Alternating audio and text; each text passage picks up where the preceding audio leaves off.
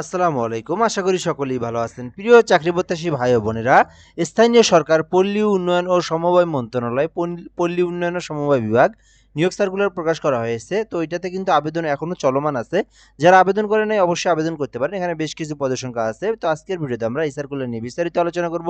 এখানে পদের নাম, পদের সংখ্যা, বেতন স্কেল, শিক্ষাগত যোগ্যতা, আবেদনের পদ্ধতি, পেমেন্ট পদ্ধতি সকল কিছু আমি আপনাদেরকে সুন্দর করে বুঝিয়ে দেওয়ার চেষ্টা করব। অবশ্যই ভিডিওটা শেষ পর্যন্ত দেখবেন।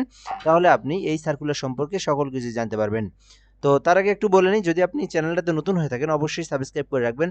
বাংলাদেশের যত সরকারি নিয়োগ সার্কুলার আছে আপনি আমার এই চ্যানেলটার মধ্যে পেয়ে যাবেন। এজন্য অবশ্যই আমাদের সঙ্গে সাবস্ক্রাইব করে যুক্ত থাকবেন। তো এখানে দেখবো আমরা স্থানীয় সরকার পল্লী উন্নয়ন ও সমবায় মন্ত্রণালয় থেকে কিন্তু নিয়োগ সার্কুলারটা প্রকাশ করা হয়েছে। পল্লী উন্নয়ন ও সমবায় বিভাগের রাজস্ব খাতভুক্ত নিম্নোক্ত পদসমূহে অস্থায়ীভাবে সরাসরি নিয়োগ উল্লেখে পদের পার্শ্বে বর্ণিত শর্তে বাংলাদেশের প্রকৃত নাগরিকদের নিকট হতে অনলাইনে আবেদনের জন্য আহ্বান করা যাচ্ছে। এখানে যে বিষয়গুলো বলা আছে, এক নম্বরে দেখব অনলাইনের মাধ্যমে আবেদন করতে হবে এবং বাংলাদেশের প্রকৃত নাগরিক অর্থাৎ বাংলাদেশের 64 জেলার অর্থাৎ সকল জেলার প্রার্থীরা কিন্তু আবেদন করতে পারবে এই পদে, এই সার্কুলারে, এবং নারী পুরুষ সকলেই কিন্তু আবেদন করতে পারবে। আর এখানে যে বিষয়টা বলা আছে অস্থায়ী ভিত্তিতে, এখানে সকল চাকরির ক্ষেত্রে অস্থায়ী লেখা থাকে, কিন্তু আপনার পরবর্তী 2 বছর পরে চাকরি কিন্তু স্থায়ী হয়ে যায়। তো এটা কিন্তু সরাসরি একটা সরকারি নিয়োগ বিজ্ঞপ্তি। এক নম্বরে দেখবো কেশিয়ার, একটি পদ আছে 13তম গ্রেডের।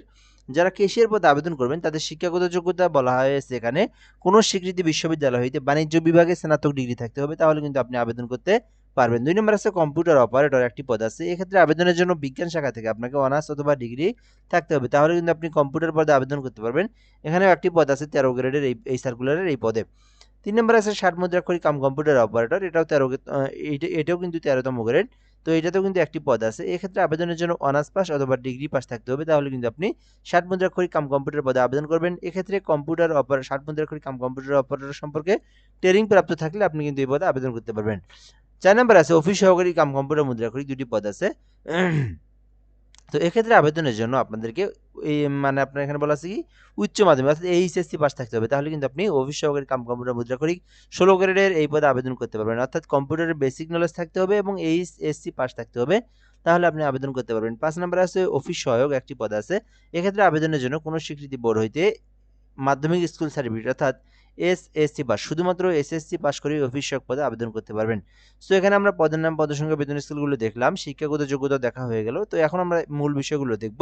আবেদনের জন্য অবশ্যই আপনাকে 18 থেকে 32 বছর হতে হবে, এর মধ্যে কিন্তু আপনাকে আবেদন করতে হবে, অর্থাৎ 18 থেকে 32 বছরের মধ্যে হতে হবে। 32 বছর প্লাস থাকলে আপনি আবেদন করতে পারবেন না। আচ্ছা, এরপর আমরা দেখব যারা নিজেরা আবেদন করবেন সেক্ষেত্রে আরডিসিডি টেলিটক.com ভিডিও ওয়েবসাইট থেকে আপনাদেরকে আবেদন করতে হবে। আর যারা ঘরে বসে থেকে আবেদন করে নিতে চান তারা কিন্তু আমাদের হোয়াটসঅ্যাপ নাম্বারে যোগাযোগ করে আবেদন করতে পারবেন। অর্থাৎ আপনি হোয়াটসঅ্যাপে এসএমএস দিবেন, ইনফরমেশনগুলো দিবেন, আমরা কিন্তু আপনাকে নির্ভুলভাবে আবেদন করে দিই, আপনাকে অ্যাপ্লিকেশন কপি যেটা সেটা কিন্তু পাঠিয়ে দেবো। তো আপনি চাইলে আমাদের মাধ্যমেই আবেদন করে নিতে পারবেন। তো একটু বলে নিই যে এটা কিন্তু শুধু এই সার্কুলার না, বাংলাদেশের সরকারি যে কোনো সার্কুলার আবেদনের জন্য আমাদের এই হোয়াটসঅ্যাপ নাম্বারটা আপনি কন্ট্যাক্ট করে আমাদের সঙ্গে যোগাযোগ করে আপনি আবেদনটা ঘরে বসে থেকেই নির্ভুলভাবে করে নিতে পারবেন। সো এরপর যদি আমরা এখান থেকে দেখি, বলা আছে যে 9 ডিসেম্বর আবেদনের শেষ তারিখ, অর্থাৎ আবেদনটা শুরু হয়েছে 10 ডিসেম্বর, 9 ডিসেম্বর শেষ হবে আবেদনের সময়। তো আরও কিন্তু বেশ কিছুদিন আছে আবেদনের। তো এই ডিসেম্বর মাসের 9 তারিখ পর্যন্ত এই সার্কুলারে আবেদন করতে হবে। তো এই হলো বিষয়। তো এরপরে আমরা দেখব কত টাকা ফি প্রদান করতে হবে কোন পদের জন্য। তো আপনারা সকলেই জানেন গ্রেড অনুযায়ী কিন্তু পেমেন্ট ফি প্রদান করতে হয়। তো 1 থেকে 4 নং কর্মী পদের জন্য 1 থেকে 4 নং কর্মী পদের জন্য 112 টাকা প্রযোজ্য। এইটা আপনার টেলিটক সিমে রিচার্জ করতে হবে। তো তো যারা নিজেরা আবেদন করে নিজেরাই পেমেন্ট করবেন, তো তাদের জন্য টেলিটক সিম থাকতে হবে এবং 120 টাকা রিচার্জ দিবেন এখানে, কেননা দুইটা এসএমএস সহ কিন্তু 118 টাকায় আপনার পেমেন্ট খরচ হয়ে যাবে, ঠিক আছে। তো আপনারা 120 টাকা রিচার্জ দিয়ে তারপরে পেমেন্ট দিবেন। আর 5 নং কর্মিক পদ যেটা দেখলেন এসএসসি পাশের, ওইটাতে আবেদন করতে চাইলে 65 টাকা আপনারা রিচার্জ দিয়ে পেমেন্ট করবেন। এখানে 56 লাখ আছে, দুইটা এসএমএস সহ 65 টাকায় পেমেন্ট খরচ পড়বে। 65 টাকা রিচার্জ দিয়ে আপনারা পেমেন্ট করবেন। তো কিভাবে ফি প্রদান করবেন বিষয়টা বলা আছে।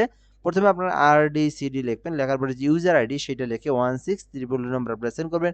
পরবর্তীতে আপনারা একটা পিন নাম্বার পেয়ে যাবেন।